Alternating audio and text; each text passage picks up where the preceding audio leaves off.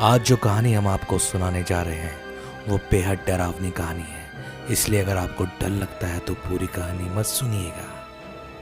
ये कहानी लगभग 40 साल पहले की है, जो कि हमारे गांव के एक फौजी की है। उस फौजी का नाम अरविंद प्रजापति था। हमारा गांव जहां था वो पूरा पहाड़ी इलाका था और बहुत पिछड़ा भी था, इसलिए कोई बस या कोई और साधन सीधा गांव तक नहीं आता था।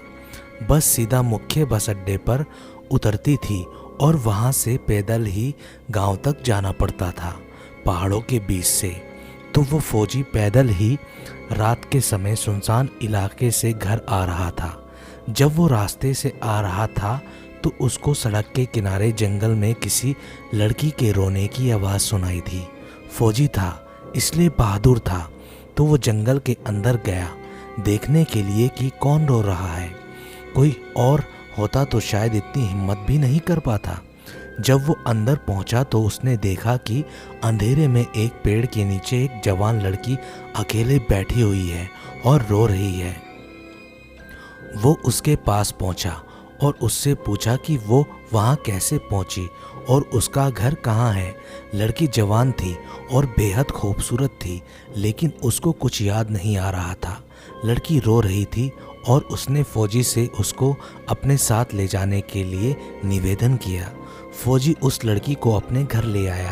अगले ही दिन पूरे गांव में ये बात फैल गई कि फौजी किसी लड़की को जंगल से लाया है। सबने जानने की कोशिश की लड़की से कि वो कौन है और कहां से आई है, लेकिन सबको यह लगा कि उसको कुछ याद ही नहीं है, शायद उसकी याददाश्त खो चुकी है। लड़की फौजी के घर रहने लगी। फौजी लड़का भी जवान था और उसकी भी शादी नहीं हुई थी। एक ही घर में दो अनजान लड़का और लड़की रह रहे थे। गांव में लोगों की तरह तरह की बातें बन रही थी, इसलिए उस फौजी लड़के के घर वाले और गांव वालों ने फैसला किया कि उन दोनों की शादी कर दी जाए।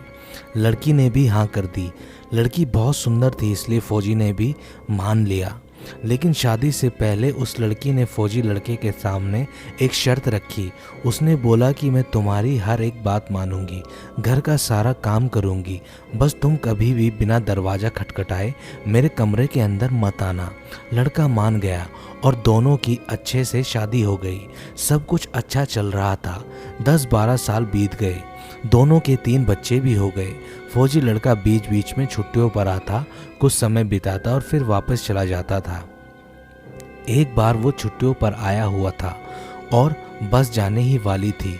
सुबह अच्छे से तैयार होकर खाना भी खा लिया था। उसकी पत्नी ने खाना बना दिया था। फिर वो बाहर चला गया जाने के लिए। कुछ दूर जाने पर उसको याद आया कि वो कुछ भूल गया है, तो वो जल्दी जल्दी घर वापस आ गया।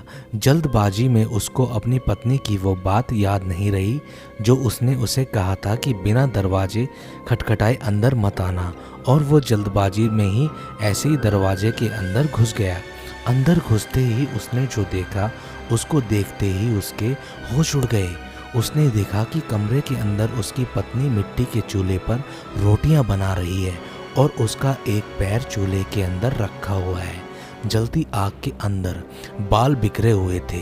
यह देखकर उसकी चीख निकल गई। आवाज़ सुनकर उसकी पत्नी का ध्यान उस पर गया तो वो गुस्से से आग बबूला हो गई। मैंने बोला था ना कि कभी बिना दरवाज़ा खटखटाए अंदर मत आना। इतना बोल के उसने गुस्से में उस फौजी को एक थप्पड़ मार दिया और तेजी से भागकर बाहर चली गई।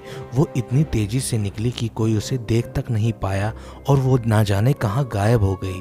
उस थप्पड़ की चोट ऐसी थी कि उस फौजी के गर्दन पर हमेशा के लिए निशान रहा और गर्दन टेढ़ी हो गई और बुढ़ापे तक फौजी ऐसे ही रहा। उस दिन के बाद किसी ने उस लड़की को नहीं देखा। गाँव के लोग आज भी इस बारे में बातें करते हैं, लेकिन किसी को नहीं पता कि वो कौन थी और वो कहाँ से आई थी। दोस्तों, आज की कहानी आपको कैसी लगी हमें कमेंट करके ज़रूर बताएं और हमारे चैनल को सब्सक्राइब करना ना भूलें। धन्यवाद। शुभ रात्रि।